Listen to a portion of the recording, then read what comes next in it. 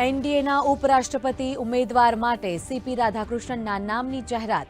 CP Radhakrishnan વર્તમાનમાં મહારાષ્ટ્રના governor તરીકે આપી રહ્યા છે સેવા. દિલ્હી ભાજપ કાર્યાલય ખાતે મળેલી સંસદીય બોર્ડની બેઠકમાં લેવાયો નિર્ણય.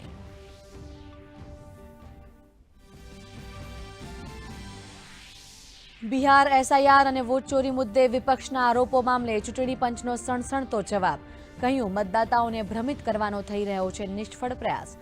આરોપો પર 7 દિવસની અંદર સોગંદનામું દાખલ કરે અથવા દેશથી માંગે માફી. વોટ ચોરી શબ્દના પ્રયોગ બદલ ઉઠાવ્યો વાંધો. પ્રધાનમંત્રી નરેન્દ્ર મોદીએ સ્વદેશી વસ્તુઓ અપનાવવા કર્યો આગ્રહ. વેપારીઓને પણ વિદેશી વસ્તુઓ છોડી સ્વદેશી વસ્તુઓનું વેચાણ કરવા કર્યો અનુરોધ. દિલ્હી એનસીઆરમાં ટ્રાફિક મેનેજમેન્ટ માટે ગેમ ચેન્જર સાબિત થનારા 2 પ્રોજેક્ટ્સનું પીએમના હસ્તે ઉદ્ઘાટન.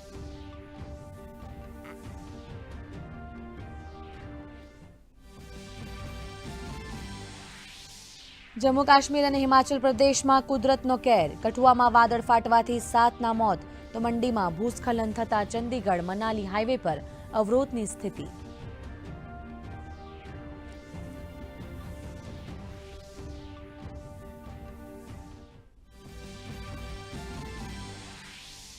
રાજ્યના 168 તાલુકાઓમાં મેઘમહેર. રાજકોટના ધોરાજીમાં 3 ઇંચ જેટલો વરસાદ, તો જૂનાગઢના માળિયાહાટીનામાં પણ 2.5 ઇંચથી વધુ વરસાદ.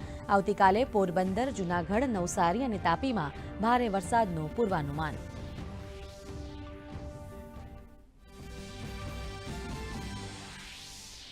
વઢવાણ અમદાવાદ હાઈવે પર દેદાદરા ગામ નજીક ગમખ્વાર અકસ્માત. 2 કાર અથડાતા આગ ફાટી નીકળતા 1 બાળક સહિત 8ના મોત. પોલીસ દ્વારા તપાસનો ધમધમાટ શરૂ.